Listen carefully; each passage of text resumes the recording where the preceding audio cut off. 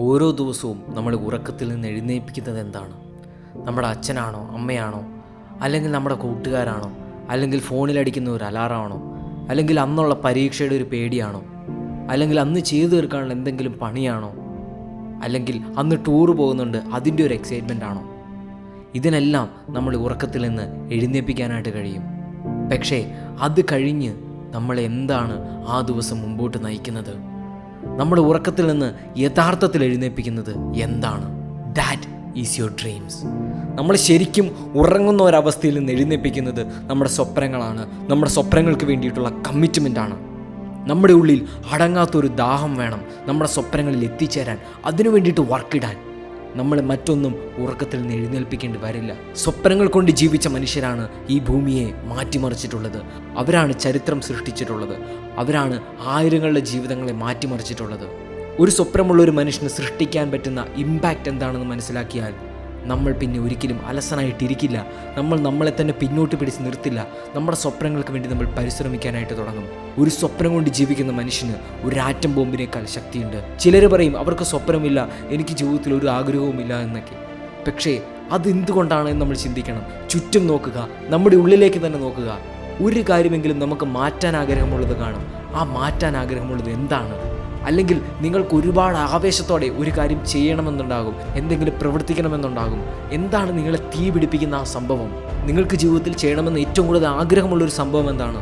ഇനി അങ്ങനെ ഒരു സംഭവം ഇല്ലെങ്കിൽ കൂടുതൽ വായിക്കുക, കൂടുതൽ ലോകത്തിലേക്ക് ഇറങ്ങുക, കൂടുതൽ കാണുക.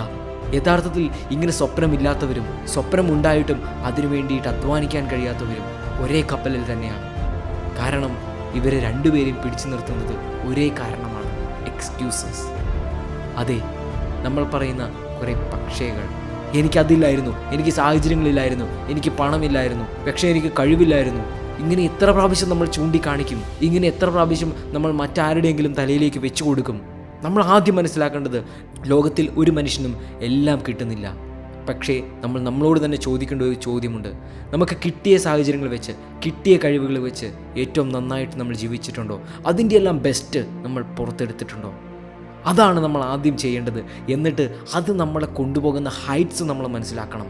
Just see the heights, it will take U.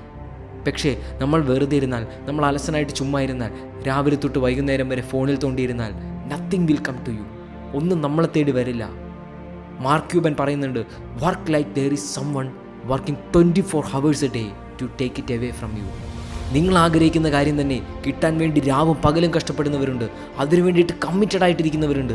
നിങ്ങൾ ആഗ്രഹിക്കുന്ന സ്കോർ കിട്ടാൻ വേണ്ടിയിട്ട് നന്നായിട്ട് എഫോർട്ട് ഇട്ട് പഠിക്കുന്ന കുട്ടികളുണ്ട്. നിങ്ങൾ ആഗ്രഹിക്കുന്ന സ്ഥലത്തെത്താൻ വേണ്ടിയിട്ട് നിങ്ങളുടെ ഇരട്ടി എഫോർട്ട് ഇടുന്ന ഒരാളുണ്ട്. അങ്ങനെ ഒരാൾ മറ്റൊരു വശത്തുള്ളപ്പോൾ നിങ്ങൾക്ക് വെറുതെ ഇരുന്ന് അത് വെറുതെ കിട്ടുമെന്ന് ചിന്തിക്കാൻ കഴിയില്ല. നമ്മൾ ഡിസിപ്ലിനിലൂടെ കടന്നു പോകണം. നമ്മൾ വർക്കിടണം. Just make it happen. നമ്മുടെ മനസ്സിൻ്റെ കൂടെ നമ്മൾ ഒരുപാട് വർത്തമാനം പറയാൻ പോകരുത്. കാരണം നമ്മുടെ മനസ്സിനോട് നമ്മൾ തർക്കിക്കാൻ പോകുമ്പോൾ പലപ്പോഴും മനസ്സ് നമ്മളെ വഴിതെറ്റിച്ച് വിടും.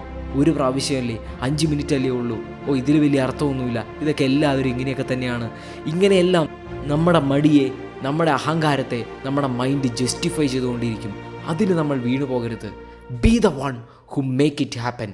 മൈക്കിൾ ജോർദാൻ പറയുന്നുണ്ട്, some people want it to happen, some wish it would happen, and others make it happen. ഇതായിരിക്കണം നമ്മുടെ എനർജി, ഇതായിരിക്കണം നമ്മുടെ ഇന്ധനം, ഇതായിരിക്കണം ഓരോ ദിവസവും നമ്മളെ കട്ടിലിൽ നിന്ന് എഴുന്നേൽപ്പിക്കുന്ന വാചകം. You have to make it happen. ഇതായിരിക്കണം നമ്മളെ നമ്മുടെ നെഗറ്റീവ് തോട്ട്സിൽ നിന്ന് എഴുന്നേൽപ്പിക്കുന്നത്, നമ്മുടെ മടിയിൽ നിന്ന് എഴുന്നേൽപ്പിക്കുന്നത്, നമ്മുടെ ഈഗോയിൽ നിന്ന് എഴുന്നേൽപ്പിക്കുന്നത്. Just start really living your life, because you are here to do somethings really wonderful. Just make it happen. Stay strong, stay inspired. Inspiring freak.